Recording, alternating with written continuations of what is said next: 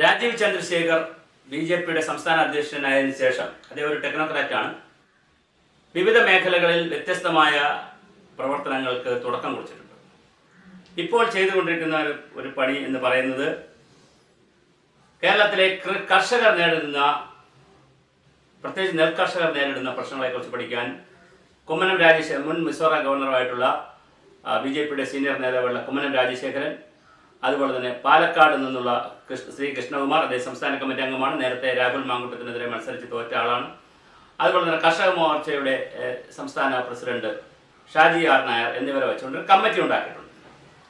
ആ കമ്മിറ്റി കേരളത്തിലാകെ നടന്നിപ്പോൾ ഒരുപാട് ആളുകളെ കണ്ടിട്ടും കർഷകരെയൊക്കെ കണ്ട് അഭിപ്രായങ്ങൾ സ്വരൂപിക്കുകയാണ്. ഈ കമ്മിറ്റി ഇനിയിപ്പോൾ സാങ്കേതിക വിദഗ്ധരെയും മറ്റുള്ളവരെയും വിളിച്ചു കൂട്ടുമെന്നാണ് പറയുന്നത്. എന്തായാലും കമ്മിറ്റി കേരള സർക്കാരിനോടും കാര്യങ്ങൾ സംസാരിക്കും. കൃഷിമന്ത്രി പ്രസാദിനോട് സംസാരിക്കുമെന്ന് പറയുന്നു. അങ്ങനെ കേന്ദ്രത്തിനോടും സംസാരിക്കുമെന്ന് പറയുന്നു. ഇതെല്ലാം കൂടെ റിപ്പോർട്ടാക്കി പ്രസിദ്ധീകരിക്കുകയും കേന്ദ്രത്തിന് കൊടുക്കുമെന്ന് പറയുന്നു. പക്ഷേ യഥാർത്ഥത്തിൽ ആ കമ്മിറ്റി, അങ്ങനെ ഒരു കമ്മിറ്റി വരുമ്പോൾ കമ്മിറ്റി ശ്രദ്ധിക്കേണ്ടുന്ന ചില കാര്യങ്ങൾ കേരളത്തിൻ്റെ പൊതുസമൂഹത്തിന് വേണ്ടി, കർഷക സമൂഹത്തിന് വേണ്ടി ഞാൻ മുന്നോട്ട് വെക്കുകയാണ്. ഇത് ബന്ധപ്പെട്ട ആളുകൾ ഈ വീഡിയോ കാണുന്നത് വളരെ മനോഹരമായിരിക്കും. കേരള സംസ്ഥാനം രൂപീകരിച്ചതിന് ശേഷം നെല്ല് ഒരു വളരെ പ്രധാനപ്പെട്ട കൃഷിയായിട്ടിരുന്നു. ആദ്യത്തെ 15 വർഷങ്ങൾ, അതായത് 1957 ശേഷം ഒരു 15 വർഷങ്ങളിൽ നെൽകൃഷിയിൽ 15% വളർച്ചയുണ്ടായി. നെൽകൃഷി 7 ഹെക്ടർ ഉണ്ടായിരുന്നത് 8 ലക്ഷം ഹെക്ടറിലേക്ക് മാറി. എന്നാൽ അതായത് നമ്മുടെ സംസ്ഥാനം രൂപീകരിക്കുമ്പോൾ 7.6 ലക്ഷം ഹെക്ടർ ഉണ്ടായിരുന്നത് 55-56 ആ ഒരു കാലഘട്ടം കഴിയുമ്പോൾ 8.8 ലക്ഷം ഹെക്ടറായി കൂടി. ഒരു 70-71 ആയപ്പോഴാണ് ഈ കൂട്ടം വന്നത്. അതൊരു 10-15 വർഷക്കാലം 71 കൂടി വലിയൊരു വർധനവ് നെൽകൃഷിയിലുണ്ടായി. ആകെ കൃഷിയുടെ 32% പ്രദേശത്ത് നെല്ലായിരുന്നു, ഒരു ധാന്യവിള എന്നുള്ള നിലയിൽ നെല്ലായിരുന്നു. പിന്നെ 80കളാകുമ്പോൾ 8 ലക്ഷം എന്നുള്ളത് കുറഞ്ഞു വന്നു. 90കളാകുമ്പോൾ 6 ലക്ഷമായി. 2000 ആകുമ്പോൾ 3.2 ലക്ഷമായി. 2010 ആകുമ്പോൾ 2.13 ലക്ഷമായി. 2017 ആകുമ്പോൾ 1.71 ലക്ഷമായി. അങ്ങനെ ക്രമാനുഗതമായി നെൽകൃഷി കുറഞ്ഞു വരുന്നതാണ് കാണുന്നത്. 75-76 മുതൽ 2016-17 വരെ നോക്കിയാൽ പോലും തന്നെ 80% നെൽകൃഷിയാണ് സംസ്ഥാനത്ത് കുറഞ്ഞത്. കഴിഞ്ഞ 10 വർഷക്കാലത്ത് ഒരു കണക്കെടുത്താൽ പോലും അത് 2008-9 2.34 ലക്ഷമായി കാണാവുന്നതാണ്. ഇങ്ങനെ നെൽകൃഷി വളരെ ഗൗരവമായി കുറഞ്ഞു.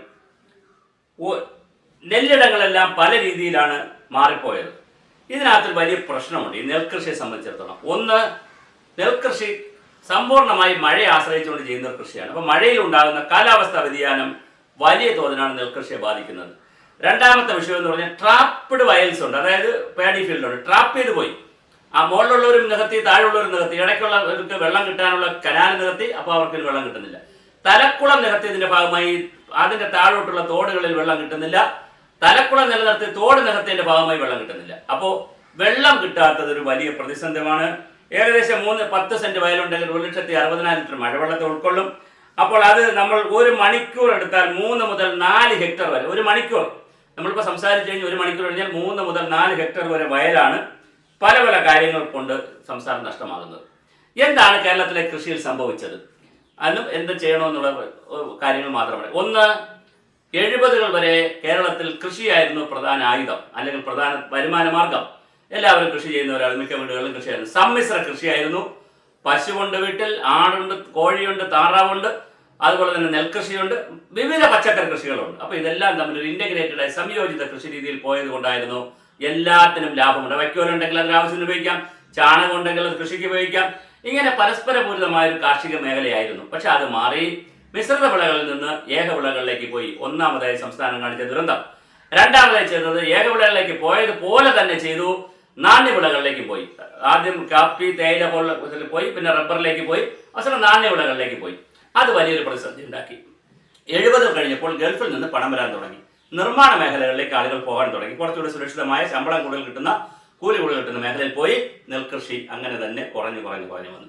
ഇനി വൈദ്യനാഥനെ പോലുള്ള മരിച്ചുപോയ എഞ്ചിനീയറാണ്, വൈദ്യനാഥനെ പോലെയുള്ള PH വൈദ്യനാഥനെ പോലെയുള്ള എഞ്ചിനീയർ, അദ്ദേഹം മരിച്ചുപോയി എന്നാണ് ഞാൻ വിശ്വസിക്കുന്നത്. കാരണം നല്ല പ്രായമുണ്ട്, മരിച്ചുപോയി.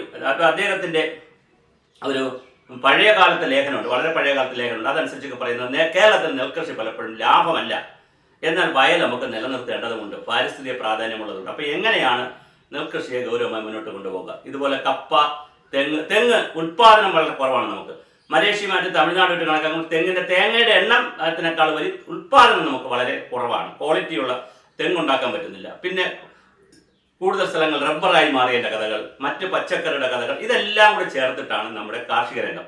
എങ്ങനെയാണ് ഇത് ശരിയാക്കിയെടുക്കുക? ഒന്ന്, വൈറ്റ് കോളർ സിലബസ് ആണ് നമ്മുടെ ഇവിടെ ഉള്ളത്.